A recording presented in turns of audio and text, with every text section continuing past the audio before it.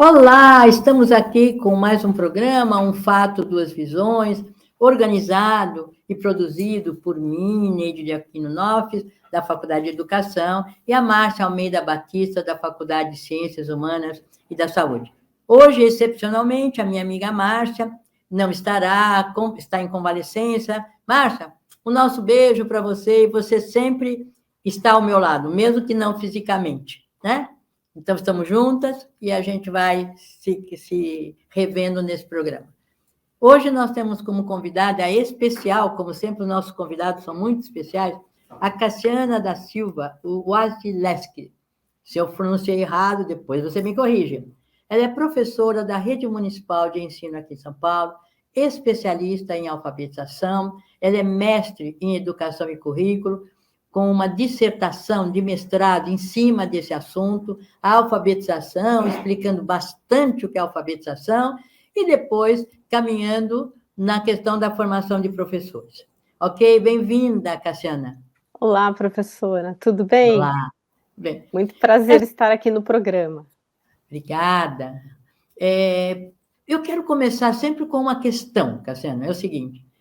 Tomei conhecimento de uma pesquisa de 2019 a 2021, que a questão da alfabetização foi sempre, espero não ser mais, daqui a uns anos, um problema crucial do Brasil. 66% das crianças de 6 e 7 anos de idade não conseguem ser alfabetizadas. Ou seja, carregam para si uma situação de não alfabetização. Então, a minha primeira questão para você, para a gente iniciar o nosso diálogo, enfim, o que é alfabetizar? O que é alfabetizar alguém? Segundo, Cassiana, por que isso se tornou um problema crucial no papel da educação? A palavra Essa é uma tua. Pergunta difícil, né, professora? Difícil. É difícil, é uma questão muito importante. A alfabetização, ela a gente pode dizer que a alfabetização é o processo no qual se aprende a ler e a escrever. E dentro desse processo, ele não é só o decodificar, né? A criança, ela precisa estar imersa na cultura escrita, né? E essa cultura escrita, ela vem das práticas sociais que o contexto que ela vive, né? O lugar onde ela se encontra e ela vai aprendendo. Então, a alfabetização, ela está relacionada também ao meio em que essa criança está, né? Ela não começa só no início da escolarização, ela começa desde quando a criança está no berço da família, e aí muitas pessoas começam a ler para ela tem contato com as situações de escrita no mundo, ela olha esse mundo, né? Um olhar de mundo. E aí, quando ela vai para a fase de escolarização, que seria aí, para nós na escola, um fator crucial, importantíssimo, e de bastante preocupação, principalmente hoje, com esse dado que você acaba de trazer para nós, né, professora? Porque é na escola em que a gente vai poder alavancar essa criança no ensino da leitura e da escrita, mas não esquecendo o que ela já traz de bagagem, de vida e de conhecimento sobre a leitura e a escrita. Sim. Você falou, quando você estava explicando o que era, que a alfabetização é uma prática social. Explica por que ela é uma prática social, a alfabetização. Sim. Então, professora, quando a gente está, né, com crianças pequenas, desde pequenininhas, a gente já evidencia várias tarefinhas que ela faz. A gente oferece livros, oferece canetinhas, elas já desenham, e tudo a gente aprecia, né? Quando a criança começa a escrever e a ler, a gente tem o hábito, em muitas famílias, de ler para essas crianças. E ela está o tempo todo em contato com livros, com jornais, ela pega o ônibus, ela vê o escrito. Então, na nossa sociedade, a escrita, ela está em vários lugares. Quando a gente fala de prática social, é exatamente isso. A criança sai, ela vai no mercado, ela vê o escrito dos rótulos, ela vê os valores, tudo que ela vai olhando no caminho, ela vai tendo contato com o escrito. E aí, o fato de um pai, uma mãe, uma família ler um jornal, ler um livro, contar uma história, esse portador, ele faz com que a criança já esteja ali vendo essa situação. Isso já é uma prática social, né? A família traz essa prática para a criança. Com o tempo, a criança vai conhecendo esse material, esse portador. E aí ela já vai tendo esse contato e já faz parte da alfabetização. E aí, pelo que você está nos comentando, é importante o acesso a esse material escrito para ela saber o que é uma escrita, né? Perfeito. Mas tem um grande filósofo e que a gente respeita muitíssimo, chamado Paulo Freire, que fala que a leitura do mundo precede a leitura da palavra. O que significa isso para as pessoas que estão nos vendo e entendendo? Olha, professora, essa é uma frase do nosso querido professor Paulo Freire, que ela diz tudo, né? Então, a leitura que a gente faz do mundo é aquela que a gente está vivendo no nosso contexto. Então, se eu vivo num contexto em que eu não tenho o acesso a esses portadores, como a senhora colocou, né? Esse acesso, essa apreciação, eu não vou ter esse contato no meu mundo. Eu vou ter menos contato, né? E aí a escola acaba tendo que ter esse papel, fazer esse papel de, naquele primeiro ano em que a criança se insere na escola, começar a explorar isso e a oferecer, oportunizar situações de leitura, de mundo também. E as pessoas que estão, Paulo Freire falava muito isso porque ele trabalhava com adultos, né, em sua maior parte, jovens e adultos, que vinham de meios sociais no qual eles não tinham conseguido aprender a ler e escrever. E aí, o que o professor Paulo Freire sempre falava? Vamos pegar o contexto dessa pessoa. Ela trabalha no campo, vamos explorar o que ela conhece do campo. Ela trabalha em lojas, em comércio, vamos trazer o que essa pessoa pode oferecer, né, que ela tem de bagagem, para a gente estar ampliando essa leitura de mundo, para a gente poder estar ensinando a ler e escrever por meio disso, dessa forma. Então, ver se eu estou conseguindo entender bem.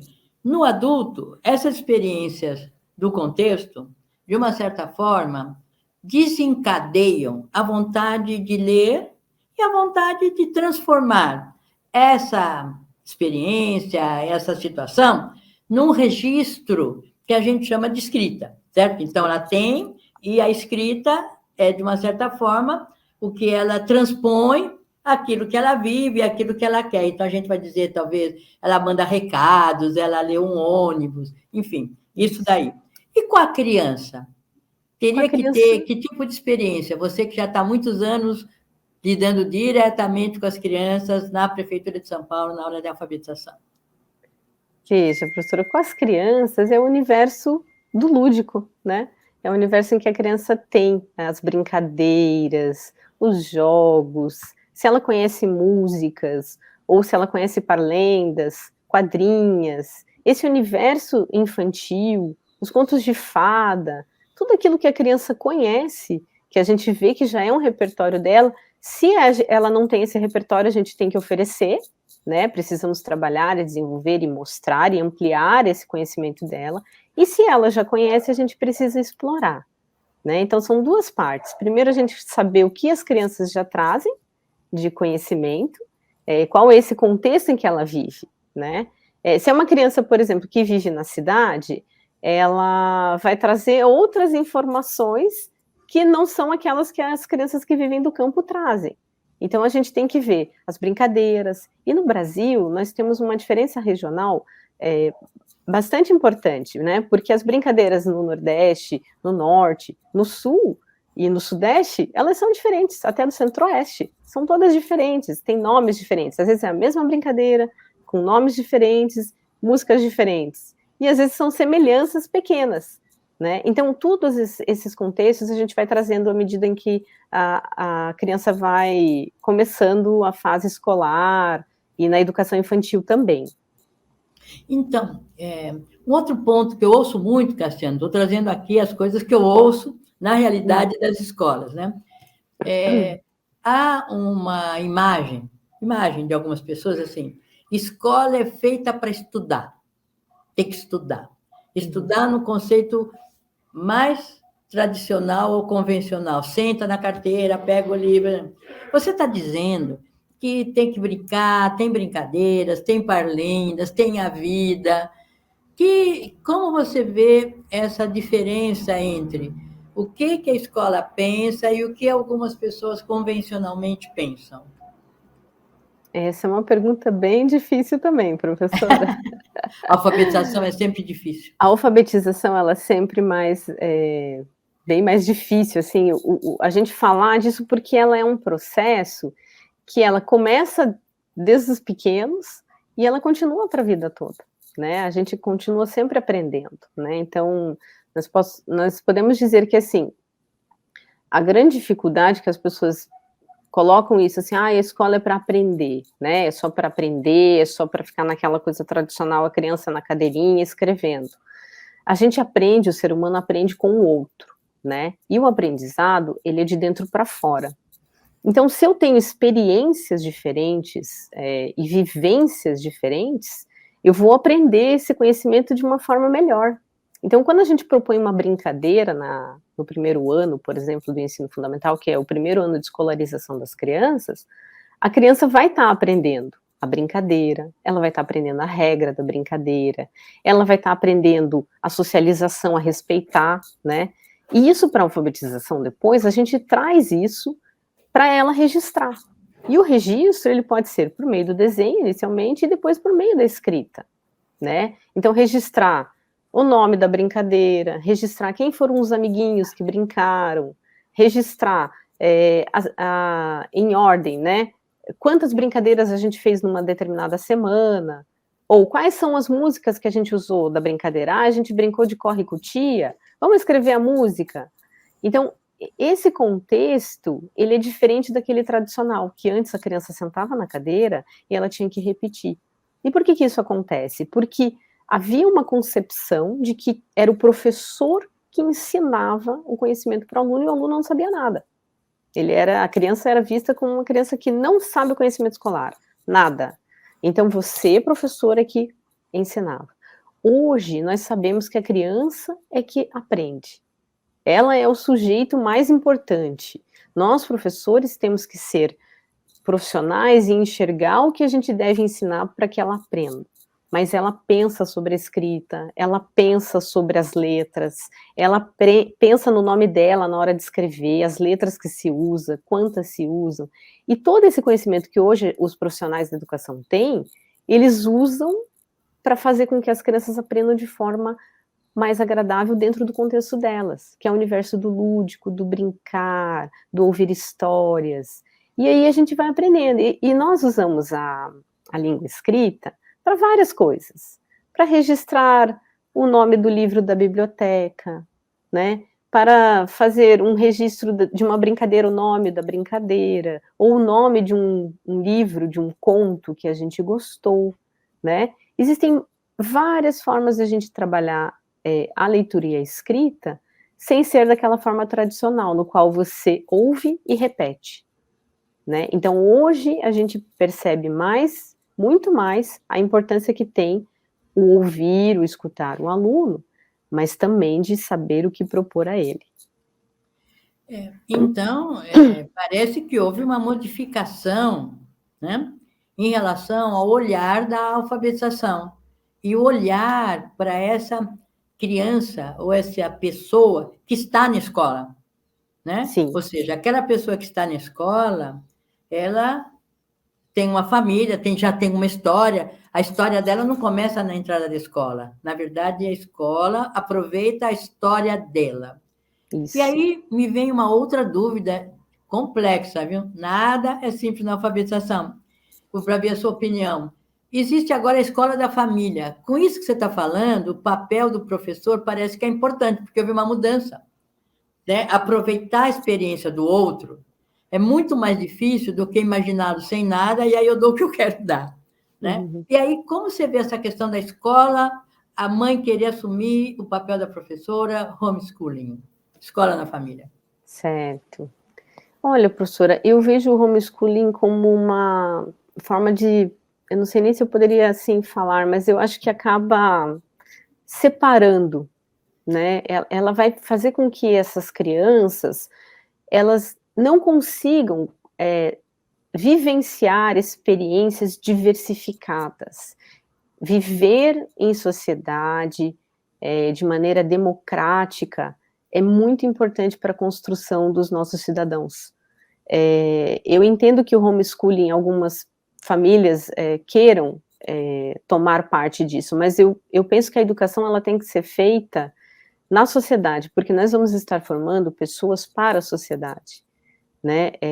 A convivência com o outro, a experiência do outro, as diversas culturas que existem, num país tão grande como o Brasil, isso só vai trazer uma separação, né? E vai fazer com que essa criança, ela tenha acesso apenas àquela cultura que ela conhece, a cultura da família, né? Mas só que essa família vive dentro de um país que é uma sociedade. Então, eu penso que a escola é o lugar mais adequado para que a criança possa se desenvolver plenamente e ser um cidadão que vai trazer bons frutos para a sociedade, né, em seu desenvolvimento ao longo da sua vida. Sim. Você é altamente especializada nesse processo de alfabetização na prefeitura, mas nós vivemos, né, Cassiana, uns 2 anos atrás, uma pandemia. E aí, a informação que nós tínhamos é que as crianças se desenvolveram menos na pandemia. E nesse momento da alfabetização, a partir desse contexto que você compartilhou conosco, que é a brincadeira, a experiência, o acesso a instrumentos, ferramentas, enfim, objetos que possam trazer acesso à escrita e à leitura. Como você viu a pandemia e a alfabetização? Professora, a pandemia, ela trouxe um atraso bem grande no sentido da alfabetização, né? Por quê? Porque quando nós iniciamos a pandemia em 2020, nós tivemos aí até março, mais ou menos, de aula, né? E aí essas crianças de 2020, elas já foram imediatamente junto conosco, né, a sociedade toda, entramos em quarentena e ficamos isolados, entramos em isolamento social. Isso trouxe consequências muito graves. Por quê? Porque, primeiro, que ninguém esperava, né? Segundo, que as escolas e as próprias famílias não estavam preparadas para fazer o uso do ensino remoto, o ensino à distância, né? Porque haviam muitas questões sociais e do meio mesmo, né? Na escola pública, na rede pública, havia um misto entre a escola, muitas escolas não tinham acesso à internet, não tinham como disponibilizar esse acesso. As famílias, na sua grande maioria, as pesquisas já comprovam hoje, tinham acesso pelo celular, e normalmente era no máximo 2 aparelhos, e o celular não é um aparelho que faz com que a gente possa ter recursos tecnológicos para oferecer uma alfabetização melhor, ou até mesmo ensino, porque não foi só alfabetização, né, foram todas as séries que tiveram essa reclusão e ficaram em isolamento. Então, a pandemia, ela trouxe um cenário muito difícil, né? Porque enquanto nós, educadores, também nos preocupávamos com a criança estar aprendendo, com o ensino que as crianças não poderiam deixar de ter, estávamos nos desdobrando para aprender a fazer uso das tecnologias, porque muitas pessoas, colegas, não sabiam, né? Eu mesma também tive que aprender muitas coisas, todos nós tivemos. Nós também tínhamos a preocupação das crianças que estavam passando por situações econômicas e sociais bem complicadas, né? Então, haviam famílias que estavam muito mais preocupadas com seus empregos que haviam perdidos, em ter alimento em casa, né? Do que garantir que a criança tenha aula. Porque quando você está numa situação em que você precisa se preocupar em ter alimento para o seu filho, em ter seu emprego, em ter uma renda, em ter um teto para morar, a última coisa que você vai pensar, né, é em pôr o seu filho na frente do celular para ele estudar. Você não vai ter como. Então, havia todo esse cenário, né? E houve vários programas de incentivo, muitas escolas distribuíram cestas básicas na prefeitura, a escola em que eu trabalho também. Então, havia todo um movimento de tentar ajudar, porque as políticas públicas não estavam dando conta no momento, e a gente ajudar a comunidade em que estávamos inseridos, né? Todos os profissionais, colegas meus, estavam envolvidos com isso. À medida em que nós fomos conseguindo trazer o ensino remoto, nós tivemos aí que lidar com quem tinha acesso, aqueles que tinham pouco acesso, ou seja, podiam entrar numa sala de Google Classroom, que era o que a gente tinha no momento, apenas para ver a lição e fazer, e nós não sabíamos como estava acontecendo, e aqueles que realmente a gente não tinha contato, né, nós professores. E aí a gente fazia aquela chamada busca ativa, né, fazia impressão de atividades, elaborava atividades, passava para o coordenador pedia para a família ir buscar na escola, né, e é importante lembrar, professora, que nesse momento, enquanto nós profissionais da educação estávamos em casa, nos desdobrando com a internet que tínhamos, o computador que tínhamos, muitos não tinham, tiveram que conseguir, os nossos gestores estavam na escola, eles estavam na linha de frente da escola, recebendo esses familiares para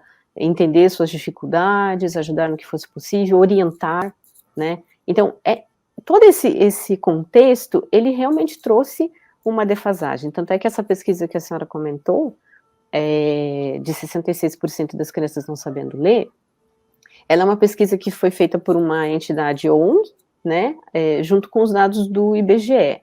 Ela é feita com os dados desde 2012 até a atual, né, mas o que eles fizeram? Eles pegaram de 2019 até 2021.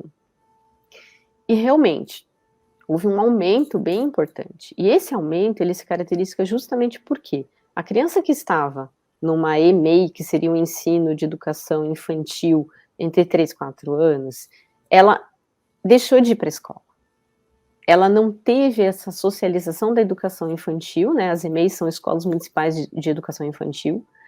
Ela não teve isso, ela ficou em casa se resguardando, cuidando da sua vida, e ela não teve isso.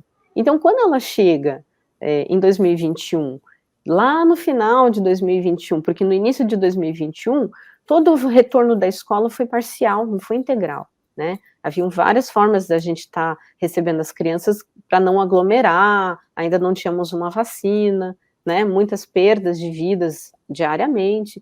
Então, tudo isso tem que ser levado em contexto. E no final de 2021 é que as crianças começaram a vir 100%.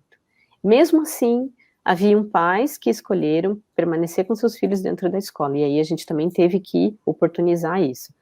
E aí, logicamente, que há uma lacuna, né, mas já em 2019 já havia uma perda, né, então assim, a questão da alfabetização, ela nessa pesquisa em si mostra que regionalmente, Norte e Nordeste tem uma perda significativa, né, o número de pessoas não alfabetizadas foi maior, em contrapartida com o Sul, Centro-Oeste e Sudeste, que foi menor, em torno de 13% das pessoas não alfabetizadas, né, e lá mais ou menos 40 e poucos por cento, né, então, isso é uma questão assim, o Brasil é muito grande, quando a gente fala num número 66%, a gente acaba trazendo para a nossa realidade, mas nós temos que nos lembrar que isso engloba todas as escolas, porque enquanto aqui em São Paulo, na rede municipal, nós estávamos lutando com acesso, haviam as mídias, havia televisão, né, para estudar, eles fizeram programas para isso,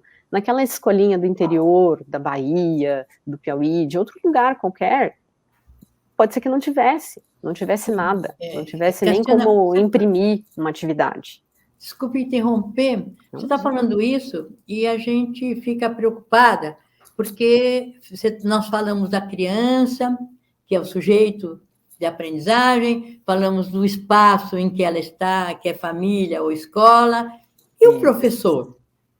Como você viu o professor nesse processo de alfabetização? O que você tem a dizer sobre o professor, o que está acontecendo? É a formação, é a pessoa, é o contexto que o professor vive? Eu queria que você falasse um pouco sobre o professor. Olha, professora Neide, na minha visão, na pandemia, os professores se desdobraram. Eles usaram todos os recursos que eles conheciam e toda a expertise que eles tinham, né, de sua formação, e experiência de vida, fizeram cursos, tudo que foi possível se desdobraram para estar atendendo essas crianças de uma forma ou de outra, seja no ensino remoto, seja numa live, né, que haviam muitas lives, assim como na produção de materiais para que eles não tinham. Então, esses profissionais, os professores, alfabetizadores, eles foram, assim, excelentes, né, eu diria. Eu queria só também, fizemos, né, um trabalho voltado para a formação. Queria que você falasse um pouquinho sobre ele, mostrasse pelo menos a capa do livro para nós Claro, aqui, se for professora. possível, né? Sim.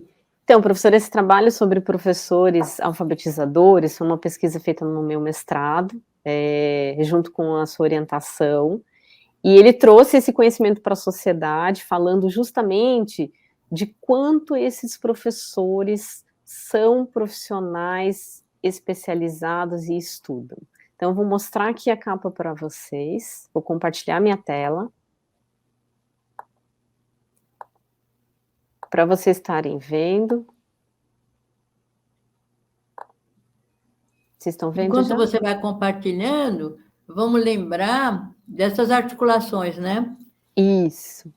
Então, nós fizemos essa pesquisa justamente para compreender quem são esses profissionais que trabalham no primeiro ano, segundo ano, nas séries iniciais, né? E essa formação de professores alfabetizadores, ela traz todo um contexto aí de formação que eles tiveram, que eles usam, que eles são pessoas que têm um estudo muito grande nessa área e se dedicam bastante. Vocês estão vendo já minha tela? Eu já estou vendo a tela. Isso, olha, E eu professora. queria que falasse, se alguém quiser entrar em contato com o livro, como que faz? Olha, professora, no momento ele está disponível somente em e-book pela Amazon, né? Nós temos a editora Brasil Publishing, mas ela está com uma questão particular do site e no momento só na Amazon ele está disponível na venda online. E foi um momento tão bom porque nós precisamos fazer esse alinhavo, né, de trazer a pesquisa da universidade em forma de livro para poder divulgar esse conhecimento, né, professora? Acho que tem 1 minuto só, nós estamos fechando o programa, né? Certo. Acho assim, que tipo de mensagem você pode dar para professores e sobre alfabetização ou família? Para a gente fechando. Em 1 minuto. Professora, o que eu posso dizer é que a alfabetização, ela é um momento muito importante e bonito, e é necessário que todo mundo leia para a criança, né? Que os professores leiam, as famílias estimulem, que isso é um conhecimento que a criança vai levar para toda a sua vida.